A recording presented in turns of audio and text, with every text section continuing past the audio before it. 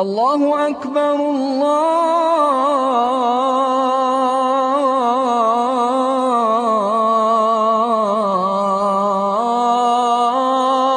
أكبر. I want to remind you or tell you that this revelation, the Quran, was revealed 1424 years ago to an illiterate. That means a man who had no schooling, a man born in the desert, an Arab, chosen by Almighty God to receive a revelation, a man like Jesus, a man like John the Baptist, a man like Zechariah, a man like Isaac, a man like Ismail, a man like Moses, a man like Abraham, a man like Noah, a man like Adam, alayhi salam, peace and blessing be upon him, a man, a messenger, and a prophet. Now this Quran that he recited is recited by 1.4 billion people in the world and memorized from cover to cover, 6,626 verses by literally millions of Muslims. Not a few, but millions. And it is the ambition of every Muslim to have a son or a daughter in their life that memorizes this entire book. So it's not a phenomenon, except that this book was memorized and preserved in the life of the one that received it from God. And in his lifetime, it was memorized and it was retained and never changed and intact until now. Look what it says. I gave you some statistics, and the basis of it was from the Quran. The Quran says, and a sign for them is the dead earth. It is brought back to life, and then from it springs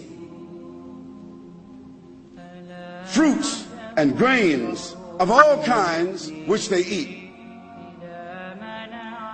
And we place therein gardens and palm trees and grapevines, and cause them to burst forth therein some springs that come from the ground that man doesn't control himself. And there he creates his industry, that they may eat of the fruit created by God, and their hands have not produced it at all. So will they be grateful? Exalted is he who created all life in pairs. So the Quran establishes that everything in life has been created in pairs, whether plants, whether animals, whether insects, whether fish or bacteria. Has science ratified that everything in life has been created in pairs? Yes, the Quran said that 1,424 years ago. And of course the Prophet Muhammad, peace and blessing be upon him, he wasn't a botanist, he wasn't a geologist, he didn't have a microscope, he had no way of knowing that. The only way a human being 1,424 years could know that is through the help and inspiration of the one who is the creator from the beginning. Because that fact that everything has been created in pairs was only discovered 78 years ago, scientifically. And a sign for them is the night that we extract from the light of the day. Now this is the phenomena itself that we have now discovered from going outer space. Dear brothers and sisters, All of this is to establish in your minds, all of this dialogue, all of this evidence, all of this proof is to clearly establish in everybody's mind here that you and I, nor all of us together, nor all the human beings in other places throughout the earth, none of us individually, endowed or unendowed, intelligent or unintelligent, educated or otherwise, rich or poor, black or white, male or female, none of us are benefactors. Who's the benefactor? Who's the benefactor? God, the Almighty, the Creator, your Lord, my Lord. This was established by those prophets and messengers, those extraordinary human beings that I spoke about a few moments ago. That was already established. I didn't need to come here and establish that. I just need to come here and remind you of that. Now, those extraordinary human beings were the ones that came to tell other human beings who thought at that time that they were somewhat sophisticated. Isn't that, this is unique about humans.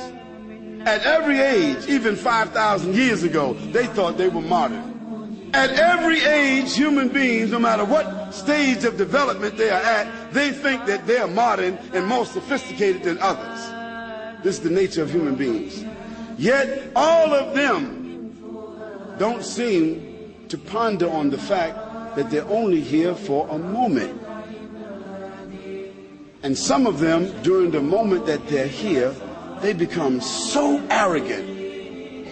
They begin to say that we are the owners, we are the peacekeepers, we are the organizers, we are the administrators, we are the ones who created ourselves, determined for ourselves, legislate for ourselves and others, and we own everything and we determine everything. Isn't there some people that say that? You're either with us or against. And don't give man a few tools that he can use, a few things that he can throw or some missiles that he can shoot. He really becomes arrogant. Then Abraham went to Pharaoh and talked to Pharaoh. Pharaoh told Abraham, why should I worship your God? Why? I have command over life and death. Anybody I want to die will die. Anybody I want to live will live. What did Abraham say to Pharaoh? The one you kill, bring him back to life if you got power. And if you got some power, when the sun sets in the west, you cause it to rise and make it set in the east. Was Pharaoh able to do that? He wasn't able to do that then.